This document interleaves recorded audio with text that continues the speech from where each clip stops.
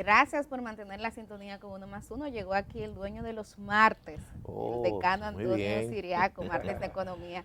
Hay muchos temas. Yo quisiera, Adalberto Siriaco, que comencemos con el tema de las elecciones en Estados Unidos, que son elecciones de medio término, pero donde definitivamente el tema económico parece que es que va a definirlo. Sí, mira, todo parece indicar que las elecciones en Estados Unidos, el tema económico será determinante. Todos sabemos los procesos, el proceso inflacionario que está viviendo Estados Unidos durante, quizá no se había visto en los últimos 40 años.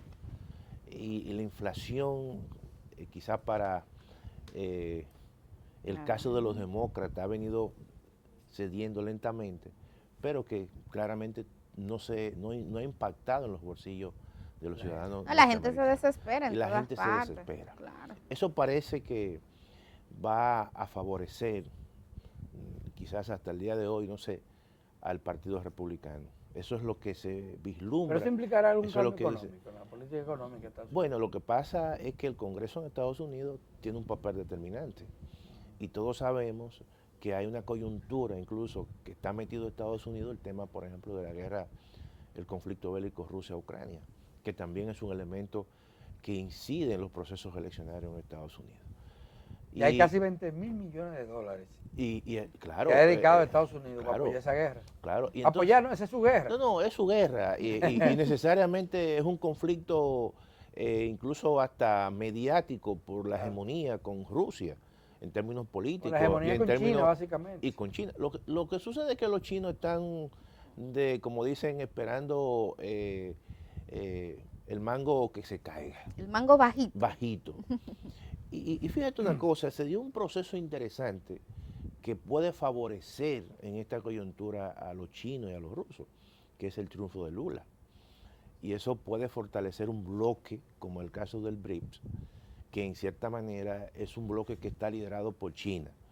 Y que eso también es un elemento que hay que sumarlo a los procesos que se dan internamente en los Estados Unidos. Quizás no se va a reflejar ahora en estas elecciones de medio término, pero posteriormente, si ese bloque se fortalece, ya incluso con la incorporación de Argentina, claramente eso puede hacerle un contrapeso muy fuerte a la política exterior de los Estados Unidos. Eso tiene repercusiones en términos económicos. Y el triunfo de Lula en una América Latina que cada vez elige más gobiernos antineoliberales. Mira, déjame decirte, Adalberto, antes que tú sigas, Brasil es un país con una característica quizá única ahora mismo en América Latina. Es el único país de América Latina que le puede sacar pecho a los Estados Unidos, a partir de la conformación de un bloque que sea liderado por Brasil.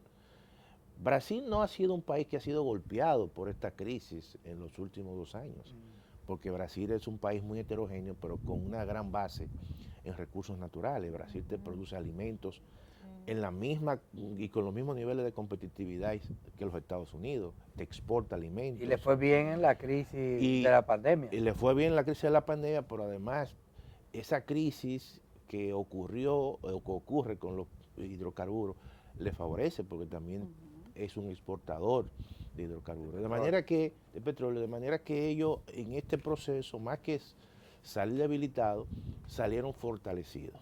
Eso claramente también le da ese poder hegemónico en América Latina para emerger como un país que le puede generar un contrapeso a Estados Unidos dentro de un contexto Pero global. además porque los tres grandes de América del Sur, de América, claro. Brasil, México Chile, y Argentina. México, 4. Cuatro. Sí, Porque agreguémosle a eso a Chile. Claro, y Argentina. Argentina, Chile, Brasil México y México. Esos 4 grandes hay que oírlos. No, y son países pero con gobiernos progresistas. Lo común de estos gobiernos, porque la verdad que las matices políticas son distintas. Claro. Es que se proclaman todos antineoliberales, pero podrán desmontar las políticas neoliberales que se han impuesto en el mundo entero. Mira, durante décadas. Es el proceso de desmonte de esas políticas no deben ser en este contexto de manera radical, por muchas razones, porque abortan precisamente los procesos de transformación. Tienen que tener un sentido de la inteligencia, en el manejo de las políticas públicas.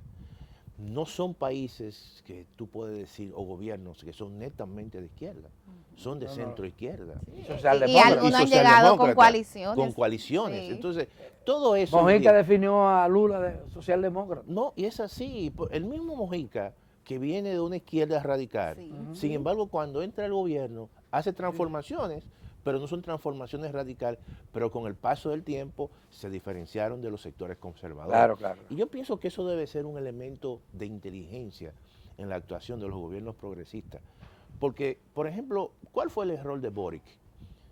Un joven, no tiene 40 años, hay un gabinete de jóvenes también que no llegan a 40 años y quisieron hacer transformaciones en un contexto de altas restricciones, porque tú no puedes olvidar que las políticas conservadoras y neoliberales que se engendraron y generaron... Y que se han implantado por años. Y han generado sectores de apoyo, han generado grupos de apoyo. Entonces tú no vas a transformar... De la noche a la mañana. No, claro. Entonces él se dio cuenta cuando de repente, con ese boom, esa euforia, quisieron transformar una constitución, que yo creo que hay que transformarla, pero que tenía como columna o como contrapeso un sector importante. Y de repente mira lo que ocurre. Él reaccionó y cambia el gabinete y pone grupos incluso que son más socialdemócratas y están en una posición mucho más centrista. Y eso le ha permitido y le va a permitir negociar, porque tiene un Congreso claramente que ese es el otro elemento, que muchos de estos gobiernos llegan al Poder Ejecutivo, pero en el Congreso no tienen mayoría. El caso, por ejemplo, de Brasil. Sí.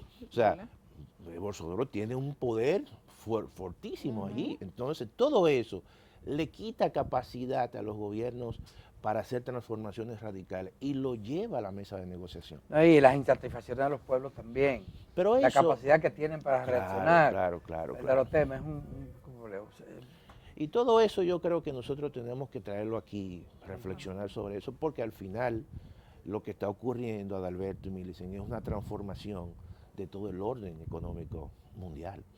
Y sin que haya un modelo hacia donde vamos. Claro. Es inventando, es construyéndolo en el camino. Se acabó el tiempo, Antonio Ciriaco, muchísimas gracias. Siempre a ustedes, sí. Y volvemos a juntarnos mañana, amigas y amigas televidentes, en otro programa similar a este de Uno más Uno y con otros invitados tan importantes como los dos Antonios que tuvimos en el día de hoy.